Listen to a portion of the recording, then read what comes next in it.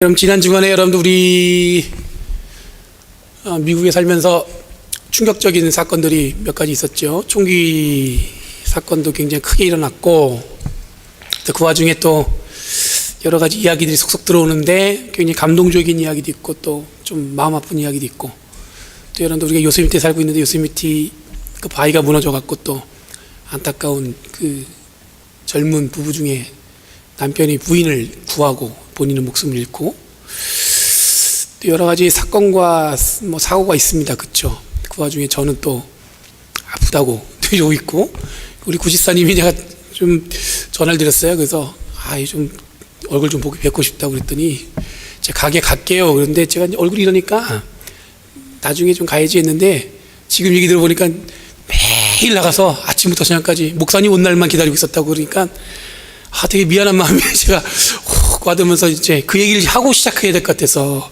죄송합니다. 그렇게 기다렸다니까.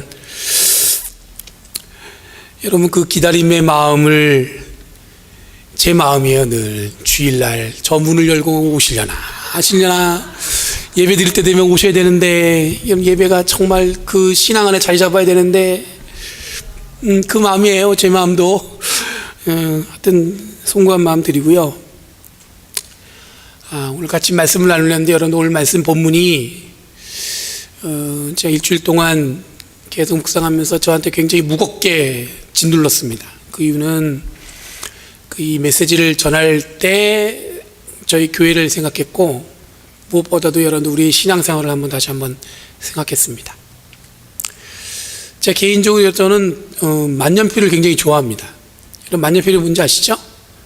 그래서 뭘 해도 제가 글을 쓰면 글씨가 잘 써지는 것 같고, 나름대로 뭐 글도 좀 폼나게 써지는 것 같아요. 그래서 제가 요즘에 집에다가 제 나름대로 필실, 그러니까 이렇게 책상에다가 이렇게 글을 쓸 수 있는 자리를 이렇게 마련을 했어요. 요즘에 뭐 컴퓨터로 많이 치긴 하지만 저는 일부러 이렇게 만년필로 글을 씁니다. 뭐 책상이 지금 보니까 막 책들이 널브러져 있어요. 나름대로 제가 막 야심차게 준비했기 때문에 막 이거 책, 이 책, 저 책 막 넣어놓고 성경도 읽고 책도 읽고 글도 쓰고, 그러니까 굉장히 요즘에 좀 나름의 소박한 행복함을 느껴요. 근데 제가 좋아하는 만년필을 자주 잊어버려요. 어디다 두고 오기도 하고, 어느 날 보니까 우리 아들이 조용히 방에서 뭔가 이렇게 만지작만지작거리고 있는 거예요. 그래서 보니까 제 만년필이 신기하니까 그걸 뽑아다가 잉크를 짜고 있고 붓고 있고, 그러니까 밑에 카펫에 막 그냥 번져놓고 혼날까봐 그걸 몰래 망가뜨려서 버리고. 제가 아끼던 거니까 여러분들 뭐 당연히 아들을 혼냈겠죠. 근데 그러고 나서 늘 보면 아끼던 걸 잃어버리고 망가뜨려지니까 마음이 아프게 돼요. 요즘에 제가 아프다는 핑계로 제법 오랜 시간 글을 씁니다. 왜냐하면 새벽 예배를 요즘에 이 찬바람을 쐬면 안 된다고 그래가지고 나가질 않아요. 그래서 장로님이 대신 이제 문만 열어놓으시고 기도하실 분들은 와서 기도할 수 있게 그렇게 하고 있는데, 그러다 보니까 제가 제법 늦게까지 글도 쓰고 책도 읽고 그런 시간이 주어져서 참 좋은 것 같습니다. 이전에는 어딜 가야 하는 압박도 있고 누구를 만나야 되는 책임 때문에 중간중간에 제가 시간 내기 쉽지 않았는데, 요즘엔 새벽에도 일어나지 않아도 되니까 늦게까지 시간을 보내니까 나름 어떤 정리정돈 뭐 그런 것들이 저에게 주어지는 것 같아요. 그러면서 하루를 마무리하면서 내가 어떻게 앞으로 살아야 될 건가, 이런 것도 한번 생각하게 되더라고요. 근데 요즘에 목사만 아픕니까? 여러분들 성도들 중에서도 아픈 분들 많이 계시잖아요. 그렇게 생각해 보면 이것처럼 꾀병이 없어요. 왜냐면 제가 느끼는 불편함은 말할 때 약간 좀 이렇게 바람이 새는 거, 그 외에는 없고요. 그리고 좀 약간 좀 눈이 안 감기는 것 때문에 눈가에 계속 눈물이 고이는 것 외에는 불편함이 없습니다. 하루빨리 그냥 정상적으로 다니고 싶은 마음이 굴뚝 같은데, 그 아픔 가중에 성도님들의 그 삶이 눈에 계속 박히게 되더라고요. 마음에도 박히고. 제가 여러분들 중에서 성도님들 만난 중에서 가장 많이 듣는 얘기가 어렵다는 이야기입니다. 경기도 어렵고 장사도 어렵고, 그러니까 가게도 어렵고, 그러니까 분주하기도 하고. 개인적으로 저희 부모님들도 보면 늘 제가 평생 들어왔던 게 어려웠다는 얘기예요. 저희 어머니도 맨날 어려웠었어요. 늘 어렵다는 얘기 많이 듣고 자랐죠. 목사인 저도 어렵습니다. 다들 아시겠지만 사는 모양들이 다 그렇고 누구도 여유롭고 만족하는 사람들을 우리가 찾기 힘들다는 얘기예요. 그렇죠? 주변에 보면 다 어려우세요. 여러분, 세월이 지나면, 이 순간만 지나면 좀 더 나아지겠지 하지만 그리 쉽게 올 것 같지 않습니다. 하지만 그렇다고 이 어려움 가운데 죽을 정도로 삶이 몰려있는 분은 없는 것 같아요. 어렵지만 그래도 우리가 이게 죽을 정도는 아니란 얘기죠. 그냥 어렵지만 어렵게 사는 게 지금 우리들의 삶이 아니겠는가, 이런 생각을 해봤습니다. 그런데 이렇게 살다 보니까 좋고 좋은 것을 잃어버리는 것 같다는 생각이 들었어요. 뭐냐면 우리에게 정말 중요한 것을 잊어버리는 것은 아닐까. 우리에게 정말 중요한 거, 삶에 중요한 것들 많이 있죠. 자녀들도 중요하고 내 인생도 중요하고. 근데 여러분, 우리가 이 자리에 모여있는 사람들은 특별하게 공통적으로 중요하다고 고백하는 게 있어요. 공통적으로 우리가 함께 이구동성으로 이야기할 수 있는 중요한 게 있어요. 그건 제가 일부러 말씀 안 드려도 그 중요한 게 뭔지 아실 겁니다. 자, 이런 생각과 함께 믿음과 신학이라는 깊은 견지를 살펴보는 시간을 가졌습니다. 여러분, 다들 부인하지 않으시겠지만 예수님을 믿고 구원받는 기쁨으로 살고 있습니다. 그렇죠? 그렇죠? 저만 그런 거 아니죠? 여러분, 예수님을 믿고 그 구원받은 기쁨으로 우리가 이 땅을 살려고 노력하고 있습니다. 신앙생활의 감격과 기쁨은 어디에서 오는가 하면 저희 무너졌던 심령, 그 마음에 육신의 능력을 주시는 하나님의 은혜를 우리가 고백하는 거 아니겠습니까? 늘 삶이 어렵고 심령도 무너지고 육신도 무너지고 마음도 무너졌지만 그 가운데 부어주시는 하나님의 은혜를 고백하는 것이 우리들이 기대하는, 소망하는 신앙생활 아니겠어요?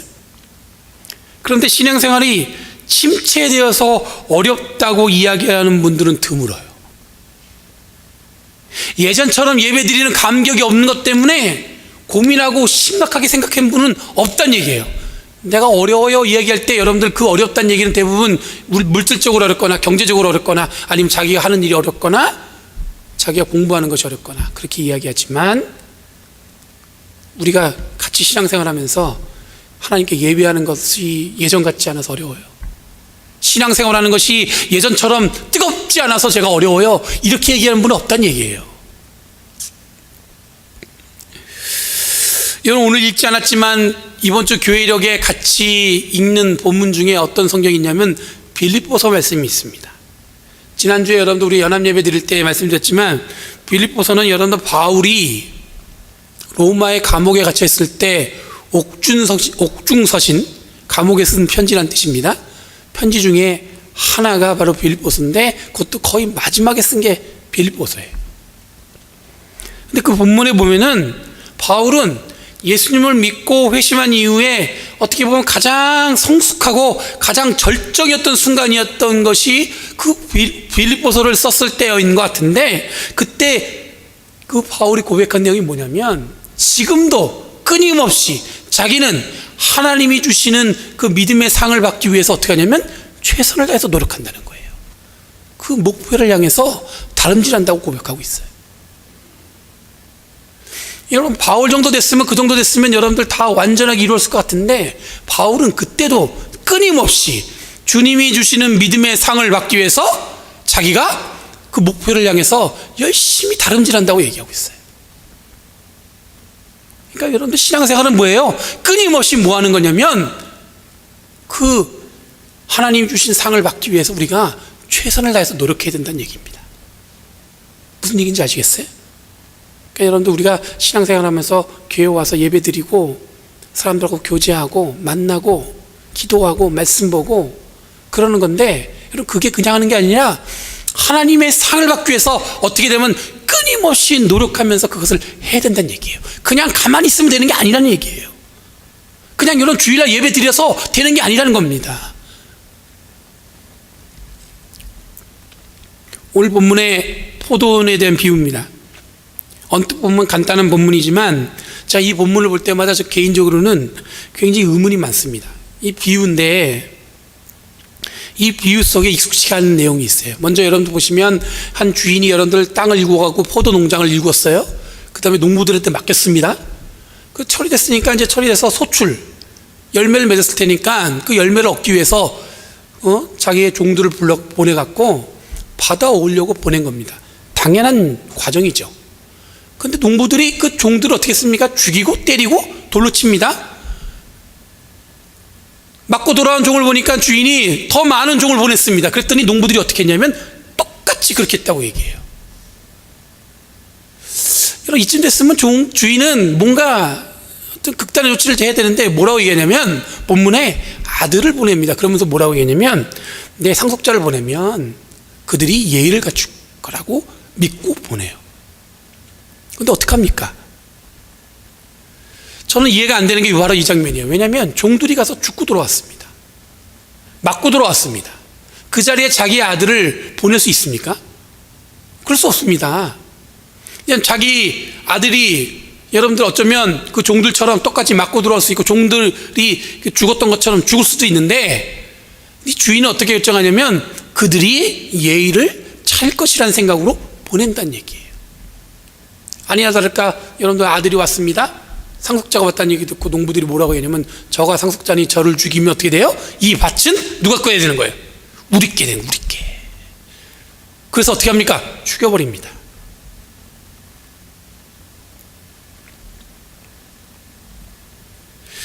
여러분, 저는 또 한 가지 이해 안 되는 게 뭐냐면 이 농부들이 이 상속자를 죽이는 장면이에요.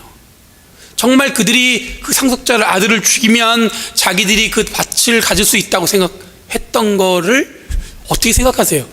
전 바보라고 생각해요. 왜냐하면 여러분들 이거는 뭐냐면 결정적으로 이 밭의 주인을 불러들이는 파국 마지막에 이뤄낸 여러분들 결정적인 사건인데 다른 말로 쉽게 얘기하면 여러분들 뭐냐면 문제를 어떻게 한 거예요? 더 크게 만들어버린 거 아니겠어요? 본문에 보면 여러분들 정말 주인이 여러분들 심판하려고 와서 그들을 쫓아내고 다른 농부들한테 맡긴다고 얘기하고 있습니다.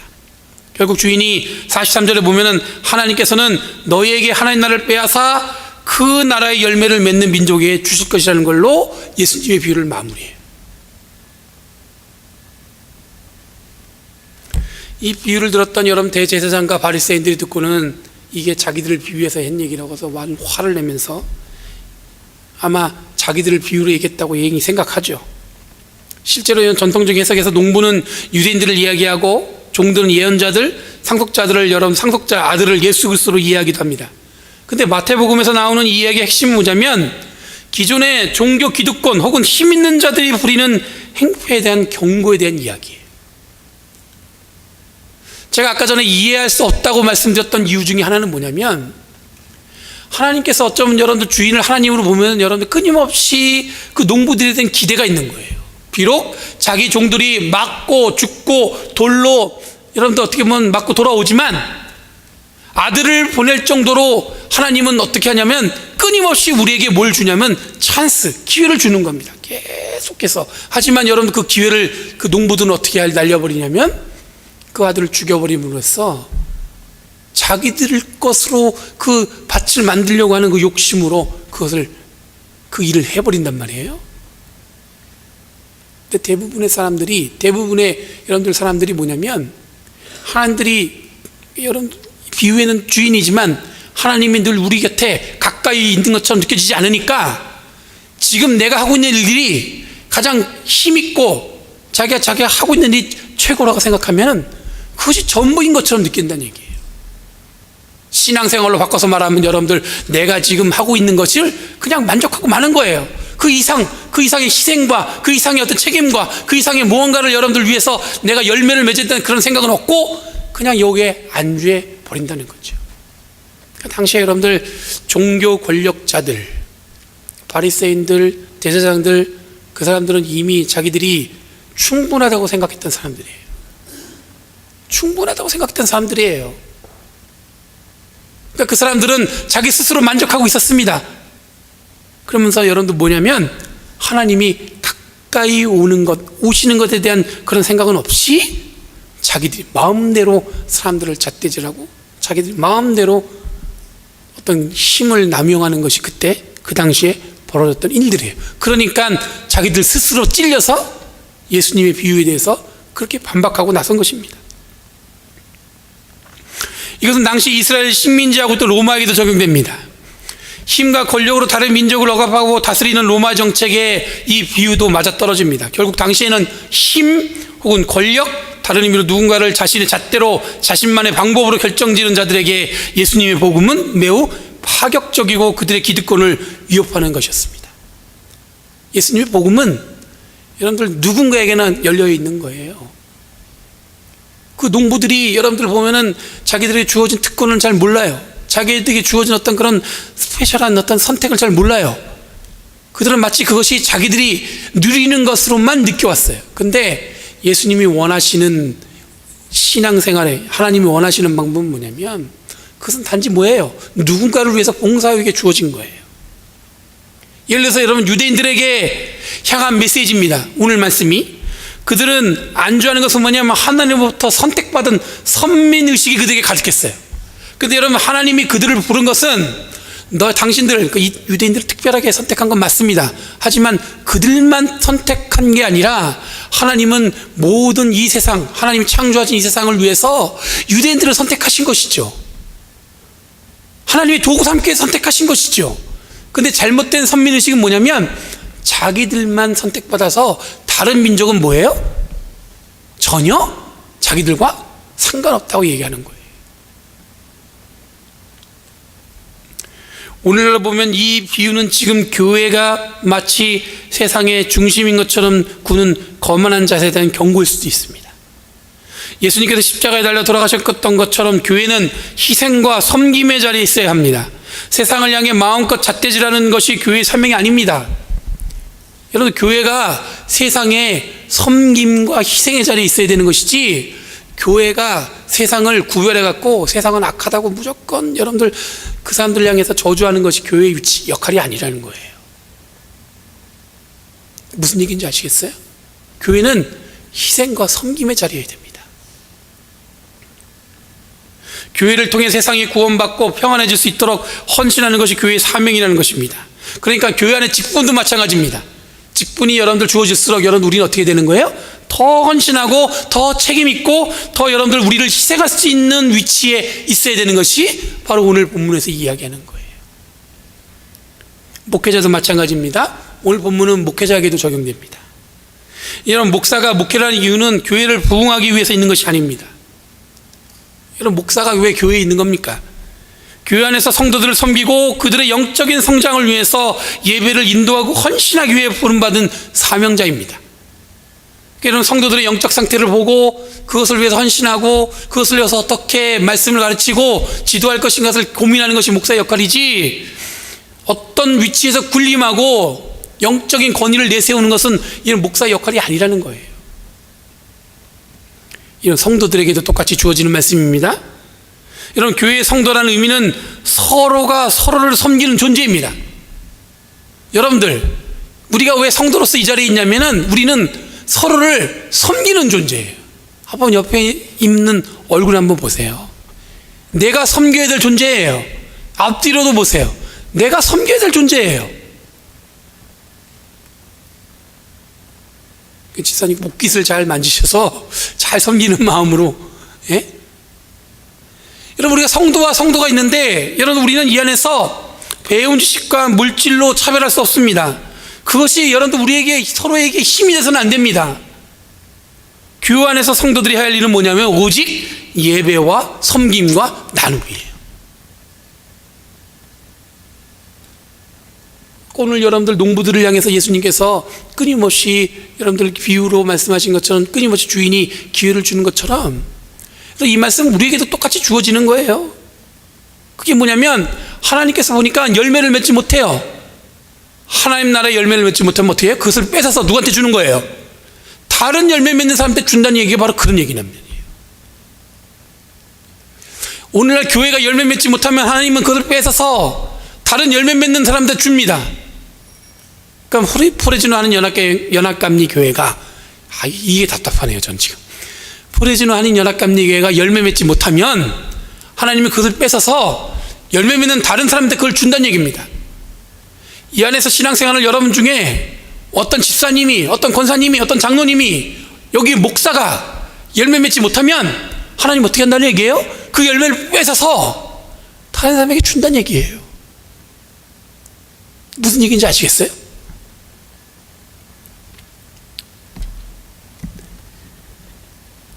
막 그냥 더 뜨겁게 얘기하고 싶은데 지금 이게 입이 저를 가로막네요.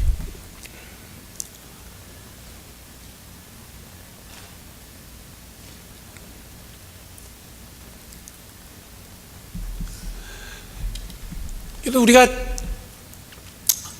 교회도 많고 예수 믿는 사람도 많잖아요. 근데 세상은 끊임없이 교회를 향해서 잘못된 것을 지적하고 있어요. 예전엔 그러지 않았습니다. 교회가 세상을 향해서 얘기했어요. 오늘 여러분들 예배 끝나고 나가시면, 식당에 가시면 아마 플러드 바스켓이라고 해가지고 이번에 허리케인 당한 사람들 클린하기 위해서 여러 가지 필요한 물건들을 갖다가 한 바스켓에 놓습니다. 저희도 10개 바스켓 준비했어요. 교회가 왜 그런 역할을 하냐면, 여러분 세상에 필요한 것을 우리가 생각지 못한 것을 주는 거거든요. 왜 그런 마음을 주시냐면 하나님이 우리에게 그렇게 하라고 말씀하셨기 때문에 그 일을 하는 거예요. 그렇죠? 근데 오늘날 여러분들, 아까도 얘기했지만 처음에 내 삶의 어려움을 이야기해요. 내가 받는 고통도 이야기해요. 내가 지금 당한 어려움도, 병든 것도 이야기하고 아픈 것도 이야기하는데, 우리는 내가 지금 열매 맺지 못하는 것에 대한 심각함에 대해서는 얘기하지 않습니다. 우리 교회가 열매 맺지 못하는 것에 대해서는 얘기하지 않는다는 얘기예요. 목사가 열매 맺지 못하는 목사가 된 것에 대해서 여러분도 아무도 지적하지 않는다는 얘기입니다. 제가 오늘 말씀드리고 싶은 이 얘기입니다. 다른 건 다 얘기하면서 정말 중요한 것, 우리 믿음 생활에서 중요하고 신앙생활에 중요하고 예수님 믿고 신앙생활하면서 중요한 건, 내가 열매 맺지 못하는 것에 대해서는 아무렇지도 않게 그냥 지나쳐가요. 왜냐하면 아무도 얘기하지 않으니까, 주인이 오지 않으니까. 근데 여러분, 하나님께서 여러분들 오늘 예수님을 통해서 이 비유로 말씀하시는 건 뭐냐면, 열매 맺지 못하면 그 열매를 어떻게 한다고요? 그 하나님 나라를 빼앗아서 다른 사람에게, 다른 그 열매 맺을 수 있는 사람에게 주어버린다는 겁니다. 이런 심판이 무엇이냐면, 열매 맺지 못하는 사람에게 하나님 나라를 빼앗는 거예요. 그게 심판이에요. 죄 지어서 지옥 가는 거, 여러분, 그건 여러분 우리가 전통적으로 이해하는 거지만, 정말 하나님께서 우리에게 얘기하시는 심판은 뭐냐면, 열매 맺지 못하면 여러분들 하나님 나라를 빼앗긴다는 것입니다. 여러분, 우리가 신앙생활하면서 말로 인해 상처받고 말로 시험 드는 것에서 벗어났으면 좋겠습니다. 이건 여러분 정말 1차원적인 거예요. 초등학생들이 얘기할 수 있는 거예요. 엄마, 오늘 학교에서 친구가 누가 이렇게 얘기했어. 그것 때문에 내가 화가 났어. 그건 초등학교 때 얘기할 수 있는 건데, 성인이 돼서 교회에서도 서로 말로 상처받아요. 우리들이 시험 들고 상처받아야 할 것은 여러분, 지금 내가 해야 할 사명을 잘 하지 못했을 때 생기는 것입니다. 집사인데 집사 역할을 못해요. 그 상처받아야 되는 겁니다. 여러분, 사람이 기분 나쁘고 마음에 안 들고 갈등하고 싸우는 것은 교회가 아닌 다른 곳에서 얼마든지 할 수 있는 겁니다. 그렇죠? 그러니 여러분, 교회에서는 제발 그냥 사랑만 했으면 좋겠어요. 어려운 거 알아요. 근데 여러분, 교회에서는 사랑만 했으면 좋겠어요. 서로 아끼고 서로를 조금 더 이해하려고 노력했으면 좋겠어요. 마음에 안 드는 것은 있죠. 근데 이해하려고 노력해보세요. 이해가 돼요. 그러지 않겠어요? 서로를 사랑하려고 노력하면 여러분들이 늘 말로 이야기하는 교회의 모습, 교회가 이래야 되는데, 그 모습이 여러분들 우리가 실제로 우리의 삶에서 일어난다니까요. 실제로 우리 교회가 그렇게 된다니까요. 그러니까 다른 거 하지 말고요, 사랑만 하는 거 훈련하자는 거예요. 사랑만. 여러분, 혹 우리들이 이 농부와 같을 수 있습니다. 이 농부들처럼 하나님의 열매를 소출하지 못하고 오히려 그 소출받기 위해서 온 종들과 상속자들을 억압하고 핍박하는 일에 앞장섰을지 모릅니다. 하나님은 열매 맺는 자들에게 하나님 나라를 빼앗아서 그 나라의 열매를 맺을 수 있는 민족에 주신다고 말씀하고 있습니다. 분주하고 힘들지요? 다행히 고민 없고 안 힘든 사람 없습니다. 여러분, 요 주위에 고민 없고 정말 자기는 힘이 하나도 안 들다는 사람이 있어요? 없어요. 다행입니다. 그런데 그 와중에 하나님 나라의 소망을 위해 노력하는 자들과 그렇지 않는 자들은 우리가 볼 수 있어요. 똑같이 어렵고 똑같이 힘들지만 하나님 나라를 위해서 분주하게 노력하는 사람이 있고요, 아예 관심 없는 사람이 있어요. 예수를 믿고 구원받았다는 것은 여러분 단지 교회에 나와서 예배하는 것으로 완성되는 것이 아닙니다. 바울이 끊임없이 그 상급을 받기 위해서 노력했다는 것처럼, 다름질했다는 것처럼 우리도 끊임없이 그 열매를 맺을 수 있도록 끊임없이 노력하셔야 된다는 얘기입니다. 열매 맺는 것은 여러분들 다른 게 아닙니다. 최선을 다해서 사랑하고 최선을 다해서 섬기고 최선을 다해서 헌신하는 겁니다. 세 가지만 하시면 돼요. 최선을 다해서 사랑합니다. 최선을 다해서 섬깁니다. 그리고 최선을 다해서 헌신합니다. 그것이 여러분 바울이 고백하는 그 부르심의 상을 받기 위해서 달려가는 노력이 열매 맺을 수 있는 능력인 줄 믿습니다. 세상에 교회도 많고 성도도 많습니다. 하지만 열매 맺는 성도는 많지 않습니다. 열매 맺는 교회는 많지 않습니다. 지금 이 순간 힘들지 않고 편안한 사람이 없는 듯합니다. 그러니 그 힘듦에 여러분들 매몰되지 마시고 하나님 나라의 열매를 위해서 노력하는 저와 여러분 되기를 간절히 바랍니다. 오늘 제가 말씀드린 게 제가 부자연스러워가지고 불편하게 들을지 모르겠지만 여러분들 사랑하는 것만 있읍시다. 다른 거 하지 마시고. 마음에 안 드는 거 있죠. 그럼 저희 목사가 지금 아프니까 저렇게 참는 거지. 그런 분들 계실지도 몰라요, 그죠? 그쵸? 근데 사랑하는 것만 있었잖아요. 사랑하는 것만. 자꾸 이해하려고 하면 이해가 돼요. 그쵸? 기도하겠습니다. 거룩하신 주님 감사합니다. 오늘 이 말씀이 우리에게 생명이 되어서 새로운 능력이 되기 원합니다. 하나님의 능력을 쫓아 살아가는 저희들 되게 하여 주옵소서.